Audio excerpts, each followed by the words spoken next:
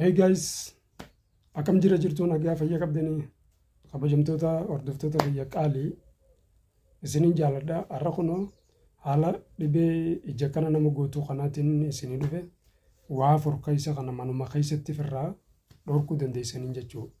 Namootaan ija jallee kanatti isaa gugurraachomtee takkaa gurraachomina fuulaatiif. Tokkoffaa naanaa muka naanaa jaamu tokko jira, mooraa keessatti illee ni meera. Isa sana urruusitee zeetaan jiiftee nyaara kan kee jala dibataa gurraachummaa kana ni oofa. Lammaffaa zeetaa hoggaa dura bantan asitti mul'atu kan almoodaa zeetii kan. Kanaafuu zeeta kana yoo mana keessan keessa jiraate galgala nyaara keessan jalaa fi fuula keessan dibadhaa rafaa.